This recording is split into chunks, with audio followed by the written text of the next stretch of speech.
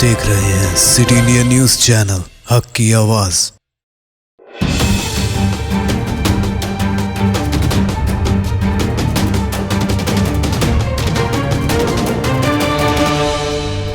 अस्सलाम वालेकुम नाज़रीन, सिटी इंडिया न्यूज़ में मैं तक़ी हुसैन आपका इस्तकबाल करता हूँ। नाज़रीन, शफीकुर रहमान बर्क़ की अपील में कोई खोट है? 5 लोगों से थोड़ी नमाज हो जाएगी। नमाज तो सारा मुसलमान पढ़ेगा। सारे मुसलमानों को नमाज पढ़वाइए, जब ये मुल्क बचेगा। दुआ करेगा जब इतना मुसलमान गिड़वा कर अल्लाह से गुनाहों की माफ़ी चाहेगा और उनसे अल्लाह से कहेगा, अल्लाह तो हमारी गलतियों को माफ़ कर दे, हम सब तेरे बंदे हैं, लिहाजा हमें इससे कोरोना से निजात दे दे तू। तो इंशाअल्लाह हमें उम्मीद है कि हमारी इस भीड़ से नुकसान नहीं होगा, बल्कि अल्लाह की रहमत नाज़िल होगी। क्या शफीकुर रहमान बर्क़ के बयान के साथ बीजेपी कायदीन ने जिस तरह का रवैया किया है, क्या वो जायज़ है? अल्दुआ फूड प्रोसेसिंग कंपनी है, यानी मीट की कंपनी है, तो खुद तो मीट की कंपनी है, को भी खिला रहे और हम पे ये कह रहे हैं कि साहब आलू खा के बना लो। अरे भाई, हम तो आप पर कभी हमने तो तंज किया नहीं, ये आपका काम है। जो कानून के दायरे में रहना पड़ेगा, कानून के दायरे में नहीं रहेगा तो ईद जेल में बनेगी, जैसे आजम खान की जेल में बनी, उनकी भी जेल में बनेगी। इस बात को तो ये किसने कह दिया है कि बकरीद पर बकरा काटेंगे? अरे साग आलू बना के भी त्योहार मनाया जा सकता है। इस कोरोना काल के संकट में जानवरों का काटना वैसे भी गलत है और जानवरों का मीट खाना गलत है। साग आलू खा के त्योहार तो सबसे पहले पाकिस्तान में भगा दें, वहां तो मंदिर ही नहीं बनने दे रहे हैं, तो वहां मस्जिद है, वहां क्यों नहीं कोरोना भाग रहा है? हिंदुस्तान कानून के हिसाब से चलता है और कानून आज लॉ यही कहता है कि कोरोना काल में जो सरकार ने नियम बनाए हैं वो मानने चाहिए और मानने पड़ेंगे। और मैं फिर एक बार कह रहा हूँ कि मिस्टर रहमान को ये ध्यान रखना चाहिए कि उनकी खाला की सरकार नहीं, भारतीय जनता पार्टी की सरकार है, नियम कायदे कानून से ही चलेगी। क्या उत्तर प्रदेश में मुसलमानों को उनकी मजहबी आज़ादी से दूर रखा जा रहा है? जी हाँ, कुछ ऐसे ही सवाल आज न सिर्फ हमारे जहन में बल्कि सारे मुल्क के मुसलमानों के जहन में पैदा हो रहे हैं। जिस तरह से शफीकुर रहमान बर्क़ की अपील को लेकर मीडिया में उछाला गया और भारतीय जनता पार्टी के कायदीन विज़रा ने जिस तरीके से उस पर अपना तंज कसा, उसके बाद एक ऐसा मंजर हमारे सामने आता है जिसमें खुद उत्तर प्रदेश हुकूमत कूद पड़ती है और चीफ सेक्रेटरी की जानिब से ये ऐलान किया जाता है, ये रहनुमायाना हिदायत जारी की जाती हैं कि उत्तर प्रदेश में खुलेआम कुर्बानी पर इम्तना आयद कर दिया गया है।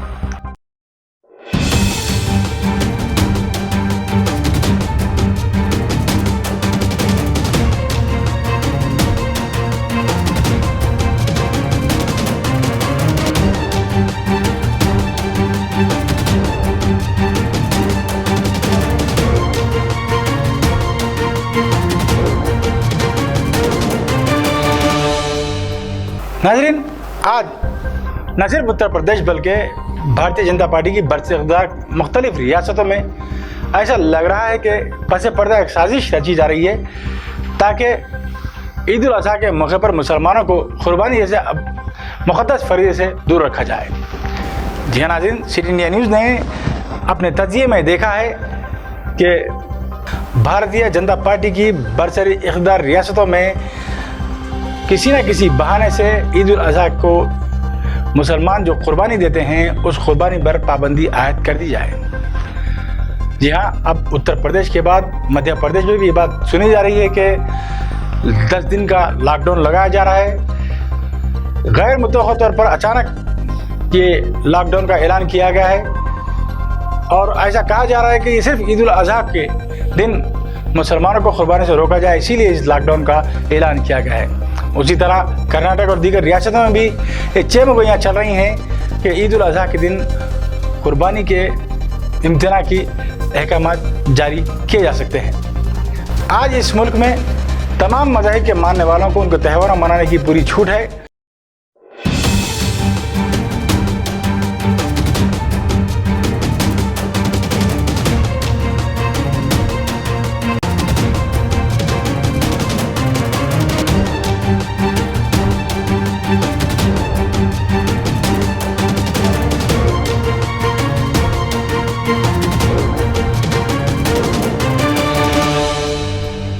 पुरी के जगन्नाथ की रथ यात्रा भी होती है।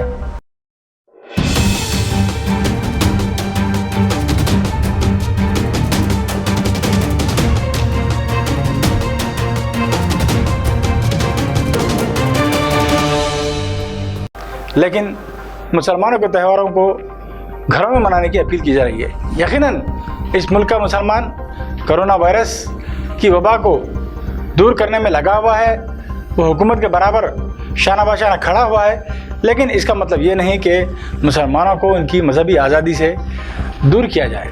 ईद उल फितर को मुसलमानों ने अपने घरों में नमाज़ें अदा करके ये पैगाम दिया है कि हम हुकूमत के साथ है और हुकूमत की हिदायत पर मुकम्मल अमलावरी भी की गई है। लेकिन ईद उल अज़हा को जो कुर्बानी का अमला है वो इस्लाम का एक अहम जुज़ है और अल्लाह की खुशनुदी के लिए कुर्बानी दी जाती है। अगर कुर्बानी से रोका जाता है तो फिर ईद के माने नहीं होते। हमने समझा था कि हुकूमत अपने तौर पर खामोशी इख्तियार करेगी और मुसलमानों को कुर्बानी देने का मौका मिलेगा। भारतीय जनता पार्टी की बरसख्तार रियासतों में किसी न किसी बहाने से कुर्बानी पर इम्तिहान आयद करने की कोशिशें की जा रही हैं। क्या ये मुसलमानों की मजहबी आज़ादी में दखल नहीं है? क्या ये मुसलमानों को उनके हुकूक से दूर रखने की कोशिश नहीं है? अब ये सवाल आज सारे मुल्क के मुसलमानों के सामने है। नाज़रीन, हमने हाल ही में सनशाइन हॉस्पिटल के डॉक्टर संजीव कुमार से गुफ्तगू की। इसमें उनसे हमने बात की और उनसे ये जानने की कोशिश की कि क्या आया कोरोना जानवरों में पाया जाता है, क्योंकि कुर्बानी पर इम्तना आयद करने की जो कोशिश की जा रही है महज इस बात को सामने रखकर की जा रही है कि अगर जानवरों के ज़रिए कोरोना फैलता है तो काफ़ी मुश्किल पेश आएगी। तो उन्होंने साफ अंदाज में कहा है कि कोरोना का वायरस सिर्फ इंसानों में पाया जाता है, जानवरों में नहीं पाया जाता। ये जो सिम्टम्स होते हैं कोरोना के, क्या वो जानवरों में भी पाए जाते हैं? जी, सिवाय आदमी के ये कोरोना किसी को भी इन्फेक्ट नहीं करता, इसलिए किसी भी तरह का मांस कोरोना फैलाता नहीं है। तो चाहे हम ईद में मटन या चिकन खाएं, उससे कोरोना होने का चांस बिल्कुल भी नहीं है। इसलिए आप अपना त्यौहार आराम से मना सकते हैं। जब कोरोना का वायरस जानवरों में नहीं पाया जाता तो फिर खौफ किस बात का? फिर क्यों ईद उल अज़हा के मौके पर कुर्बानी पर पाबंदी आयद करने की कोशिश की जा रही है? ऐसा लग रहा है कि सारे मुल्क में एक जानबूझकर एक दरपर्दा साजिश की जा रही है कि मुसलमानों से उनकी मजहबी आज़ादी को छीन लिया जाए।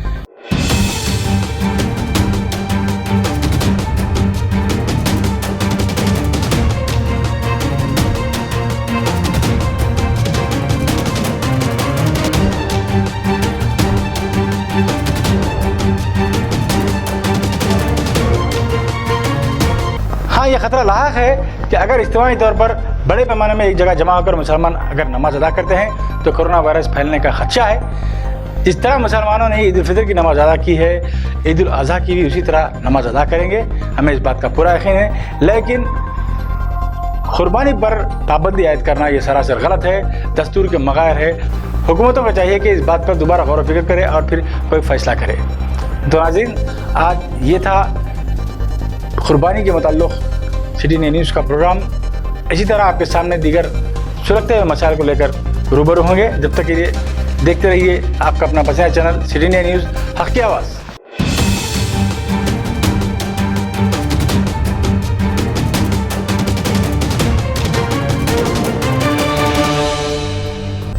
दोस्तों, अगर आपको हमारी न्यूज़ और एंटरटेनमेंट तमाम प्रोग्राम पसंद आते हैं तो फिर लाइक करें, शेयर करें और सब्सक्राइब करें। और हाँ, बेल आइकन दबाना ना भूलें ताकि आप हमारी हर न्यूज़ और हर एंटरटेनमेंट प्रोग्राम से अपडेट रहें। देखते रहिए सिटी इंडिया न्यूज़, हक़ की आवाज़।